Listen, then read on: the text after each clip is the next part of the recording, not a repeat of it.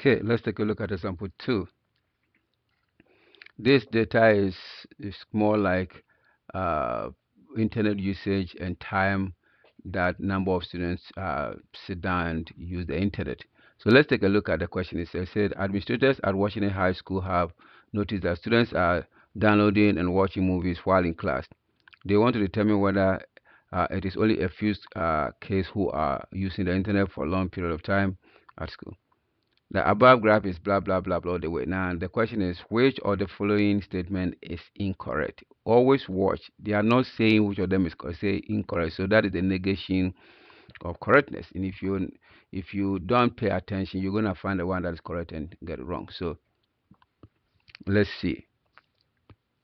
The mode of this data is 3 hours. So let's see what mode. Mode is always a measure of the data with the highest frequency, right? The data that appears most often. So if you look at your bar graph, the one that appears more often is 3 hours. So most students spend 3 hours. It turns out 8 of the students spend 3 hours, and therefore the mode is 3 hours. So that one is correct. You can't. So that is correct. It's not incorrect. It's correct. So let's move on to B. The range of this data set is 3 hours. All right. So what is the range? The range is the highest. So range is always the highest number minus the lowest number. So here, the highest number here, you have 4 hours. Lowest number is 1 hour, and that gives you 3 hours. So the range is 3. So let's come back and check what they said. They said the range of this data set is 3 hours, and therefore the range is also 3 hours. So range is this is also correct. And there's a 60% of the students surveyed use the internet 3 or 4 hours per day. 60%. So 3 or 4 hours. So 3 or 4 hours means we need to find how many of them are using for 3 hours and how many are using it for 4 hours. So how many are using for 3 hours? 3 hours is 8. How many are using for 4 hours? 4 hours happens to be 4. So 8 plus 4 is equal to 12. Now, how many students do we have in all? In all, we have 1, we have 7, and of course, we have 4. So total number of students will be equal to 1 plus 7 plus 8 plus 4, and that is equal to 20 students. For some reason, they probably did not mention that. So you always have to be careful.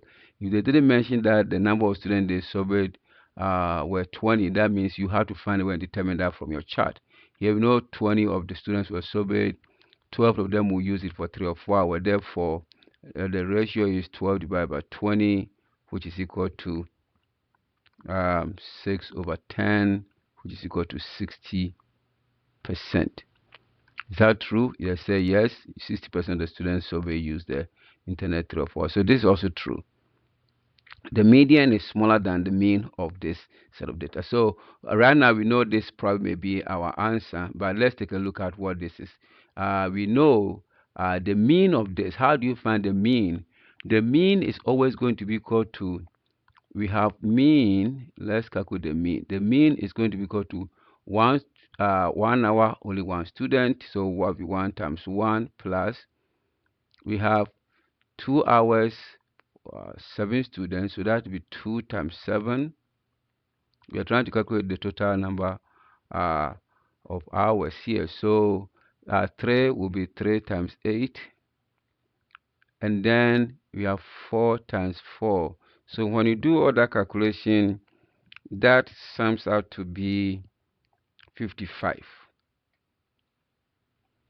And if I divide by the number of students, I have this, and therefore the mean is 2.75 hours.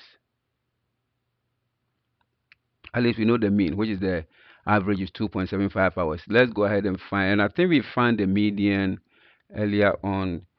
Now, how do you find the median? The median, since we have 20 students, so the median is going to be equal to, generally when you have even number of data, then the median happen at n over 2 plus 1. In this case, it's going to be equal to 20 divided by 2 plus 1. It's going to be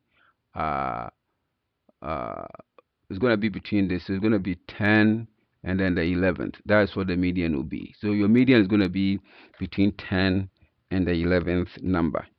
So let's go ahead and find the 10th number. So we know we have 1 here, 2, so 1, in essence, your 1 is going to be like this. You're going to have 2, 2, 2, 2, 2, 7 times. 1, 2, 3, 4, 5, 6, 7, and so 8, and then our 3 will continue. So we're going to have 3, 3, 3, 3, 3, 3, all the way down to 4. So 1, 2, 3, 4, 5, 6, 7, 8, 9, 10. So 10, 11. So our median is going to be between these two. So our median will be 3 plus 3 divided by 2, which is equal to 3. So the median will be 3. So median is 3, which means our median is greater than our mean, because 3 is greater than 2.75. But this, the median is smaller than that. So this is not true. See, median is greater, but here they say the median is smaller, and therefore this is 4. So that is how, this is a pretty good question, because it also helps you understand the concept of mean and medians as they relate to data that we call categorical data that you are familiar with.